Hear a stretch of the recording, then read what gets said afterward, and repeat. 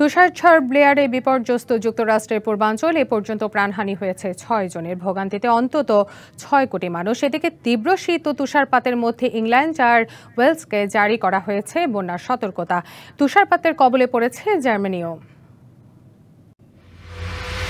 বছরের শুরুতেই বৈরী হাওয়া ছোবল হেনেছে বিশ্বের নানা প্রান্তে। কোথাও তুষারঝড়, আবার কোথাও জারি বন্যার সতর্কতা। এরই মধ্যে উত্তর মেরুতে সৃষ্ট ঘূর্ণিঝড়ে লণ্ডভণ্ড যুক্তরাষ্ট্রের কয়েকটি অঙ্গরাজ্য। ব্লেয়ার নামের প্রলয়ঙ্করী তুষারঝড়টি রবিবার মধ্যাঞ্চল থেকে পূর্বাঞ্চলে তীব্র হিমশীতল আবহাওয়া বয়ে আনে। তুষারঝড়ের প্রভাব পড়েছে ৩০টিরও বেশি অঙ্গরাজ্যে। বিদ্যুৎ বিচ্ছিন্ন রয়েছে সেখানকার ২,৫০,০০০ মানুষ। বাতিল হয়েছে ২,০০০-এরও বেশি ফ্লাইট। তুষারঝড়ে সবচেয়ে বেশি ক্ষতিগ্রস্ত টেক্সাস, কানসাস, ভার্জিনিয়া ও ক্যারোলাইনা অঙ্গরাজ্য।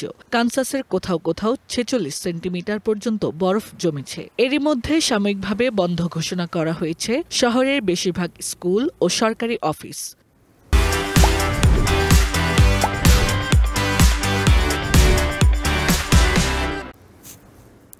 তুষারঝড়ের কারণে চিত্র বদলে গেছে রাজধানী ওয়াশিংটনের। বরফে ছেয়ে গেছে পুরো শহর। বন্ধ করা হয়েছে সমস্ত স্কুল। এদিকে গত কয়েকদিন ধরে যুক্তরাজ্যের দক্ষিণাঞ্চল জুড়ে দেখা দিয়েছে তীব্র শীতসহ তুষারপাত। ইয়র্কশায়ার কাউন্টি জুড়ে বন্ধ রয়েছে সব স্কুল। অন্যান্য অঞ্চলের সাথে পুরোপুরিভাবে বন্ধ যোগাযোগ ব্যবস্থা। এরই মধ্যে ইংল্যান্ড ও ওয়েলস জুড়ে বরফ গলে প্রায় ৩০০টি এলাকায় জারি করা হয়েছে বন্যা সতর্কতা। সাময়িকভাবে বন্ধ করা হয়েছে পর্যটন এলাকাগুলো। অপরদিকে ভারী তুষারের কারণে জার্মানিতে সোমবার রাত পর্যন্ত বাতিল করা হয়েছে কয়েকশো ফ্লাইট।